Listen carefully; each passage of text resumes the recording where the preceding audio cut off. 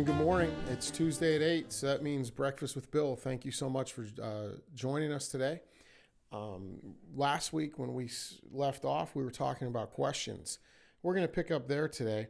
But as always, if you have any questions of your own about the things we're discussing or anything you're dealing with in a sales or leadership role, please share those with us here in the stream, in the question box. And when we find those, we'll be able to get to them, and we'll do our best to answer all the questions that might come in this morning.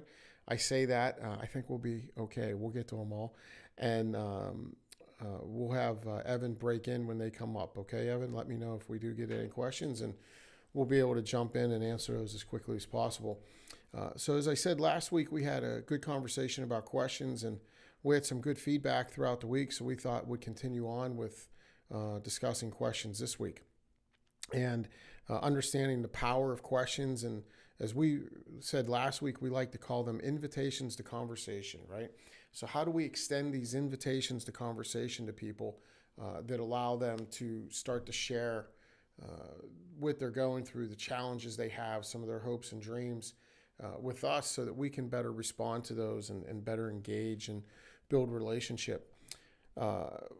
As I mentioned, sometimes questions help us get to the real truth, right? And people would ask me, what's that mean, real truth? Well, so many times in a discussion, when we ask somebody something or we're having that conversation, somebody shares something that they hold as what they think is true. It's one of those, I believe this to be a fact, right? And if we could press on that a little bit and ask confirming and clarifying questions, then sometimes that unveils the real truth. And those previously held beliefs that, yes, I need to do this, like I need this, we can uncover that to be nothing more than a want, right? And in selling, and I think in leadership, if we can understand people's wants versus their needs and not always think everything they articulate is a need, we have a better understanding of the situation, and we have a better opportunity to help people. So when we extend these invitations to conversation, we start to uncover the real truth, right? Wants versus needs. Wants are great if we can satisfy wants, okay? But our real calling and our real focus needs to be on the needs. So questions help us uncover needs. They help us uncover that real truth. Questions also have a power to create clarity and understanding. And, this understanding, so often I was involved in a conversation the other day, and this guy's saying something and this guy's saying something, and they're talking about two different things. And all somebody had to say was, wait, are you talking about the car, or are you talking about that clarifying question? And this guy was answering a question about an individual that they had talked about earlier in the conversation. This guy was answering a question about an individual they talked about later, and they're talking about two different people. And I said, I think Bob's referring to the other guy. And it was like, oh, so you saw some of the frustrations rising because they weren't connecting with each other. And all one of the other people had to say, one of the guys in the conversation had to say to the other was, you talking about Bob or Jeff? And they would have had this great clarity. But I love being in a question mindset, because when we're in a talking mindset and a pushing mindset, then we're always just waiting to get our point across. And sometimes we go down the wrong path. And we see this in sales conversations all the time, where salespeople think they're talking about something that the client really needs and cares about, and they think they're addressing a concern. And the reality is they're going, there was a fork in the road a couple minutes back, and they chose the wrong side. So remember, always pause and ask those confirming and clarifying questions that give us clarity. Invitations to conversation also get us to clarity much quicker than multiple closed-end questions, right? So those invitations that we extend to somebody like, well, tell me about this, or walk me through that. Remember, we said some of the best invitations we can extend are tell me about, walk me through, and help me understand. So when we extend those versus asking them, well, do you need 3? How does this, what's your fuel price? What's your, and asking people very pointed, directed questions that lead to these multiple answers, it starts to sound like an interrogation. We want to have conversations, not interrogations. And, you think about the difference of when you go to a really good physician and they start to ask you questions like, tell me about the pain, tell me about your knee. And they have you tell and share experience with them versus just how many times a day does it hurt? We need to know that, but we want to understand the context of the situation, right?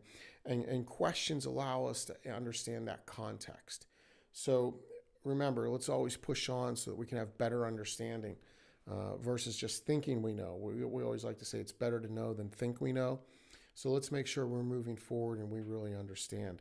One of the greatest places to use questions in the sales process is in what we call the sea of ambiguity, right? Because we find ourselves sometimes in this place where we've had agreement with our prospect. We've reached an agreement. We think that we have the right solution for them. But then how do we turn that into action? And this is where we watch a lot of sales deals drowned. And a lot of sales cycles just drowned because of the inactivity or the uncertainty of what do we do from here. And we love to ask great questions in this moment, like, what do we do from here? Right? These are some of the questions that help us move from agreement to action. So where do we go from here?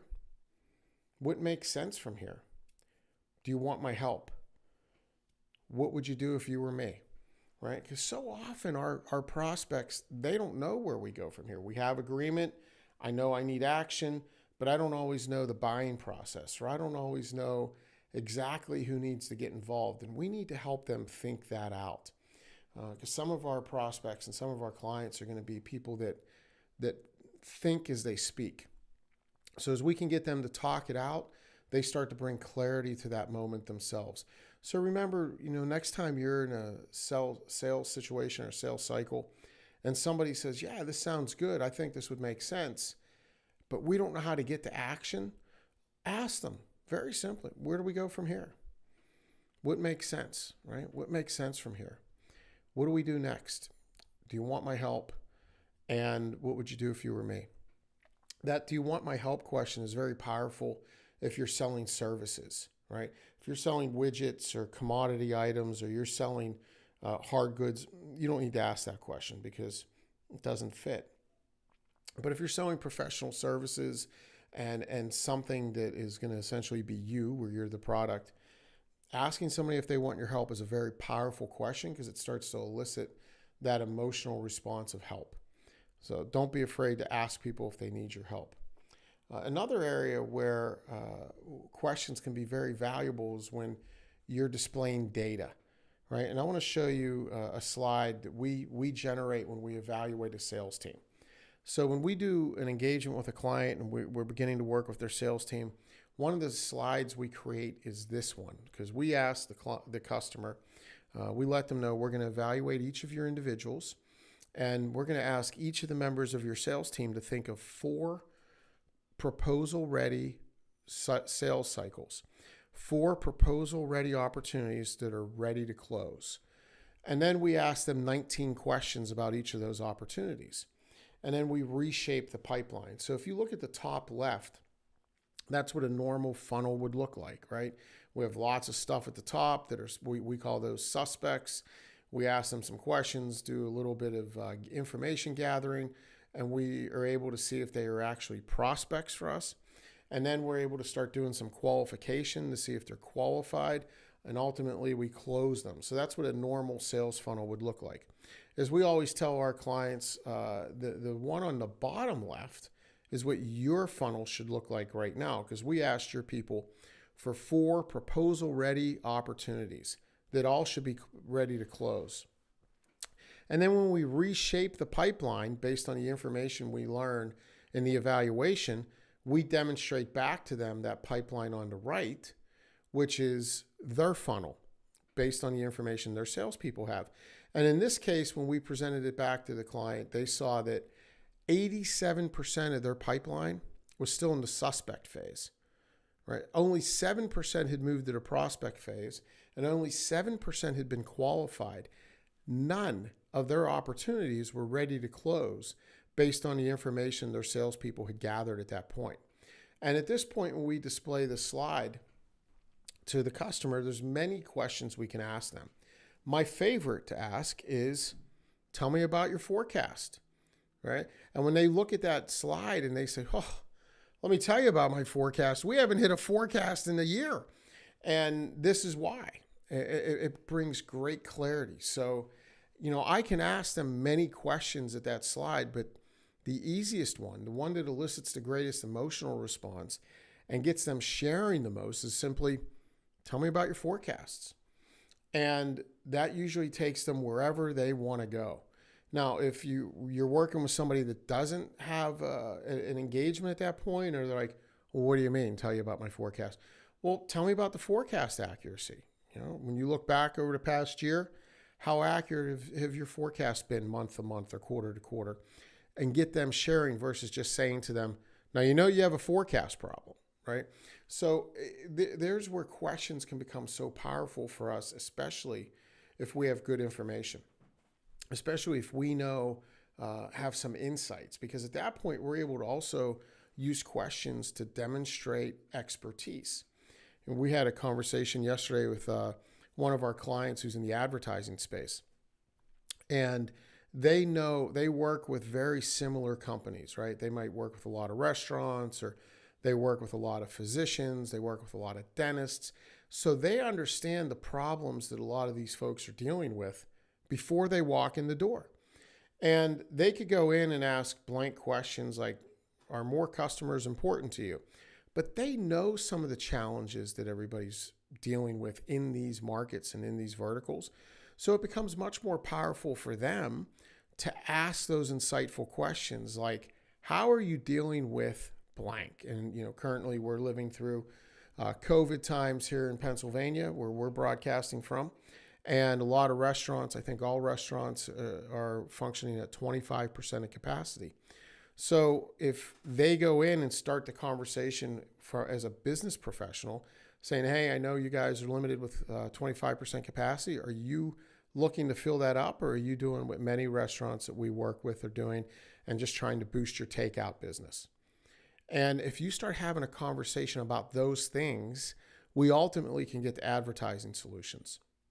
But when we go in leading with, hey, let me tell you about our advertising solutions, people typically are going to push back.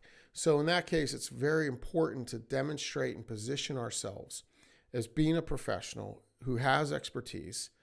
Expertise comes from great experience, right? Same root.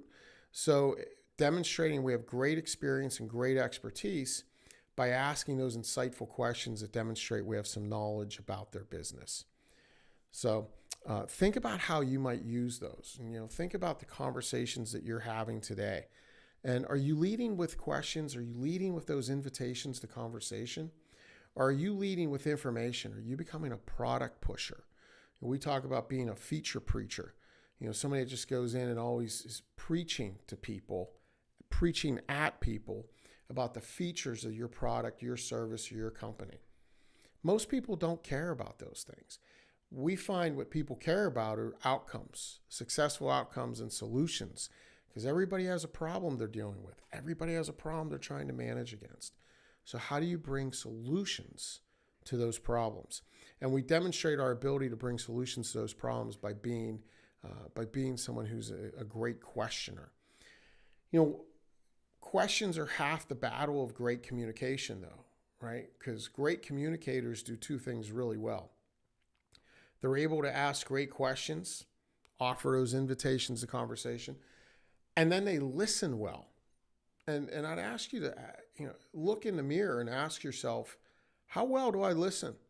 And by the way, if somebody were going to say you're a great listener, what proof would they have?